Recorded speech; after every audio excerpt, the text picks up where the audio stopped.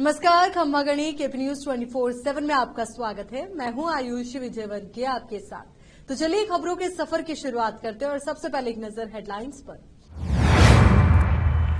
गौसे आजम foundation ने गरीबों में कंबल वितरित किए। भगवान मुरली मनोहर जी की हर्षोल्लास से मनाई गई प्रथम वर्षगांठ। मंडावरा कस्बे में व्यापार महासंघ के चुनाव में निर्विरोध पालिता बने अध्यक्ष। बारां में देश विदेश के कोने से लाखों की तादाद में रामलला के दर्शन करने जा रहे श्रद्धालु। पूर्वी नहर परियोजना को राष्ट्रीय परियोजना घोषित होने पर भारतीय किसान संघ ने स्वागत किया, बताया संघर्ष की।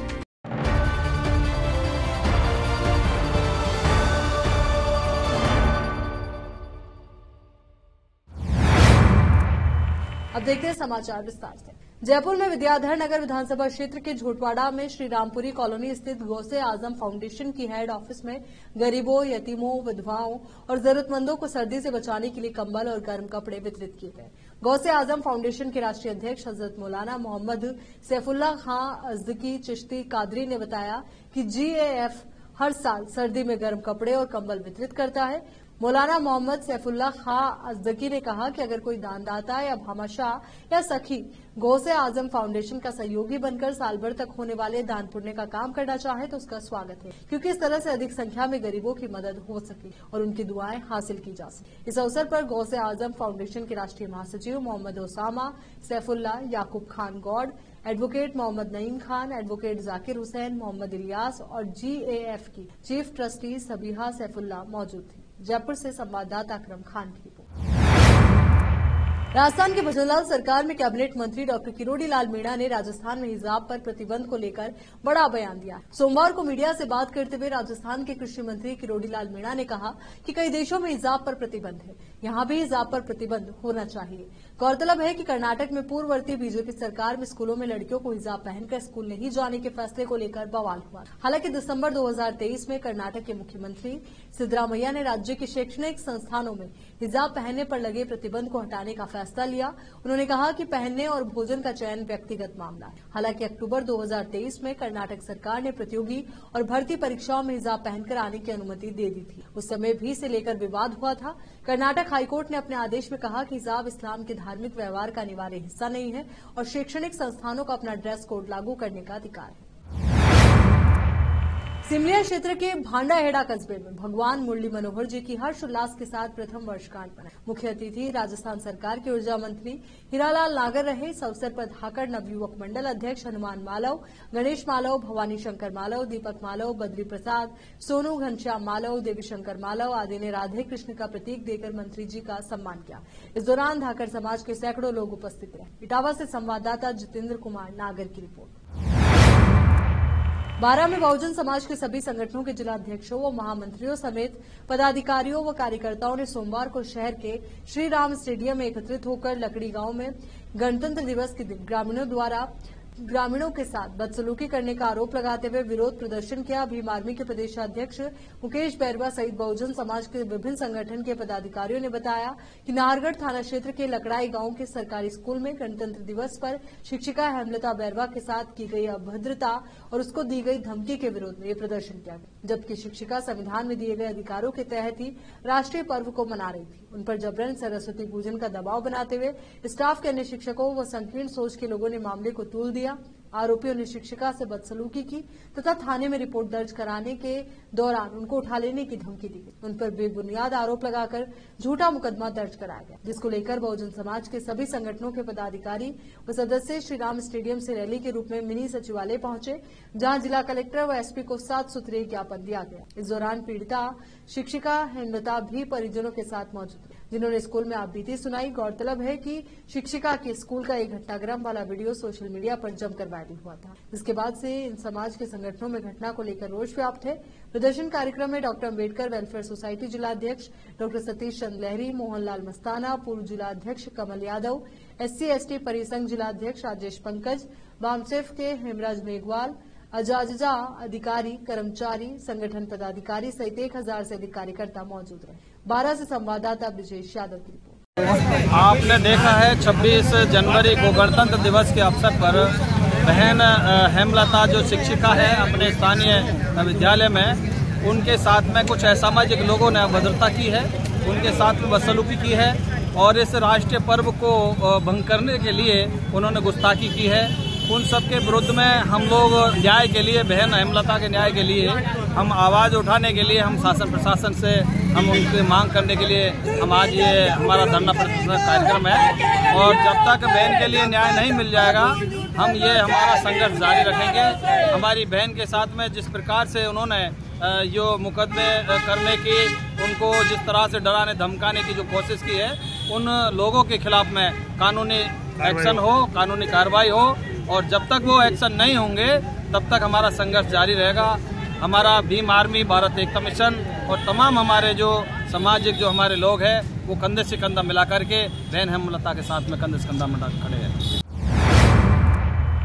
सुल्तानपुर क्षेत्र के मंडावरा कस्बे में व्यापार महासंघ के हुए चुनाव में निर्विरोध पारेता को अध्यक्ष बनाया गया। पूर्व व्यापार संघ अध्यक्ष कन्हैयालाल गुर्जर ने बताया कि दचोड़ा हनुमान मंदिर परिसर में व्यापार महासंघ के हुए चुनाव में निर्विरोध पारेता को अध्यक्ष बनाया गया। पूर्व व्यापार संघ अध्यक्ष कन्हैयालाल गुर्जर ने बताया कि दचोड़ा हनुमान मंदिर परिसर में व्यापार महासंघ मंडावरा के चुनाव हुए, जिसमें निर्विरोध अध्यक्ष पद पर ओम प्रकाश पारेता को चुना गया तथा उपाध्यक्ष पद पर सागिर हुसैन और कोषाध्यक्ष पद पर राधेश्याम नागर, महामंत्री जोधराज सामरिया, सचिव खेम मुरारी, सह कोषाध्यक्ष देवकीनंदन तंवर, संरक्षक जगन्नाथ सलाहकार जमुनालाल, कन्हैयालाल, छीतरलाल, बाबूलाल, निर्मल को नियुक्त किया। सभी व्यापारी बंधुओं ने माला पहनाकर मुंह मीठा कराकर नवनिर्वाचित कार्यकारिणी को शुभकामनाएं दी। इटावा से संवाददाता जितेंद्र कुमार नागर की रिपोर्ट। यहाँ रुक रहे एक छोटे से ब्रेक के लिए, जल्द हाजिर होंगे। हिंदुस्तान के हर कोने में हम हैं मौजूद। 24 घंटे हालात पर गहरी नजर, खबरों से जुड़े चुपते सवालात और आपको दिखाता है धार्मिक, सामाजिक, राजनीतिक, लोकल और इंटरनेशनल न्यूज की सबसे बेहतर कवरेज, जो आपको रखती है हर पल बाखबर।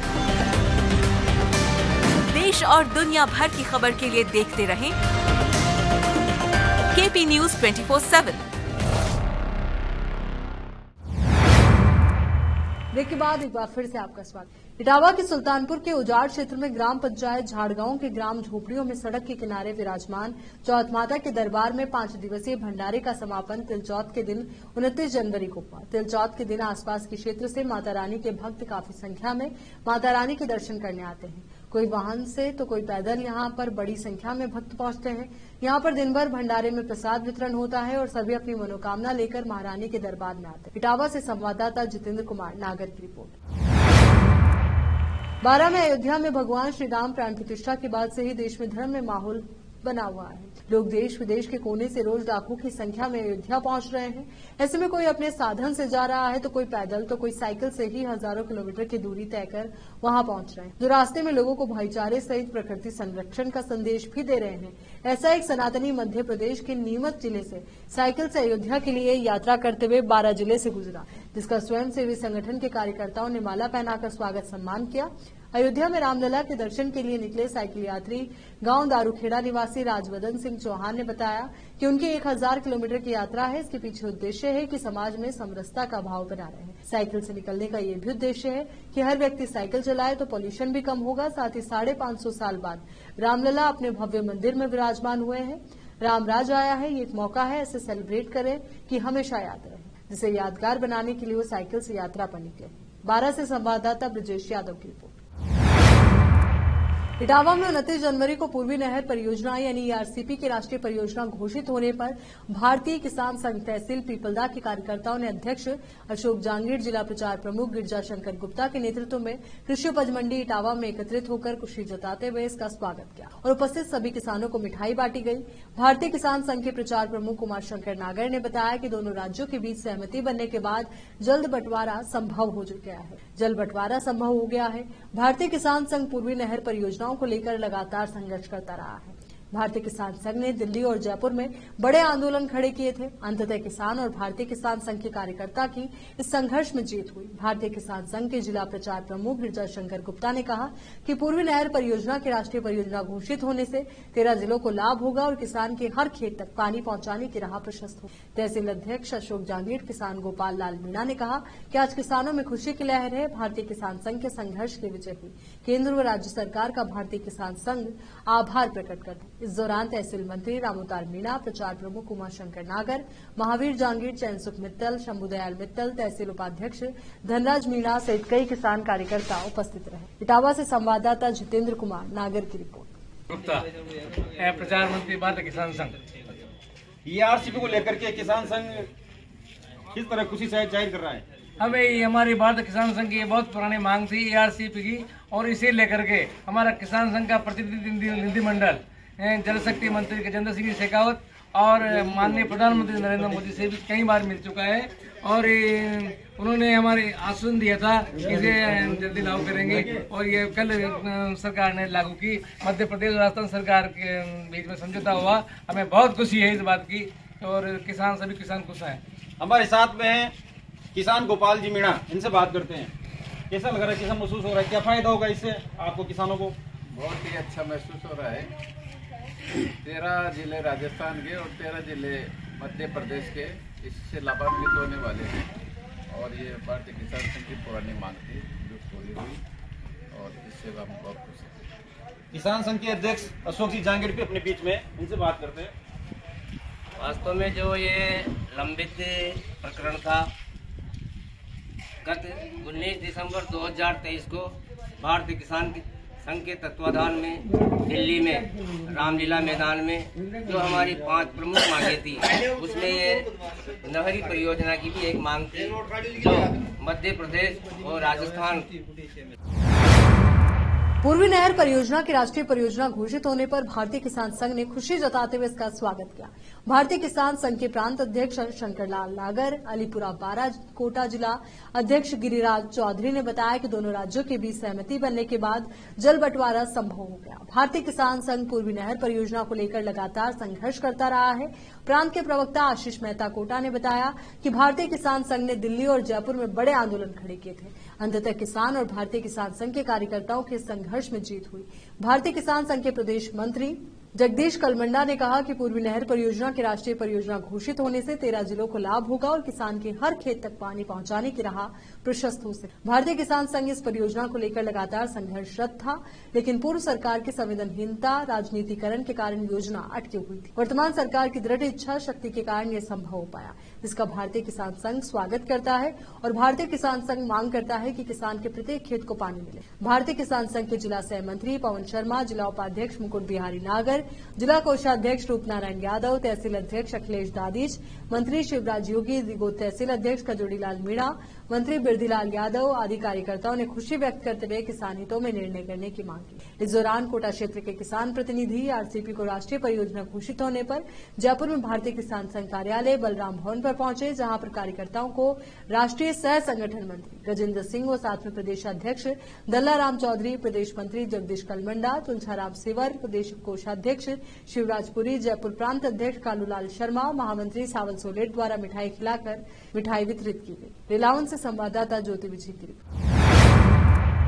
चलिए एक बार फिर से नजर डालते हैं हेडलाइंस पर। गौ से आजम फाउंडेशन ने गरीबों में कंबल वितरित किए। भगवान मुरली मनोहर जी की हर्ष उल्लास से मनाई गई प्रथम वर्षगांठ। मंडावरा कस्बे में व्यापार महासंघ के चुनाव में निर्विरोध पालिका बने अध्यक्ष। बारा में देश विदेश के कोने से लाखों की तादाद में रामलला के दर्शन करने जा रहे श्रद्धालु। पूर्वी नहर परियोजना को राष्ट्रीय परियोजना घोषित होने पर भारतीय किसान संघ ने स्वागत किया, बताया संघर्ष की जीत।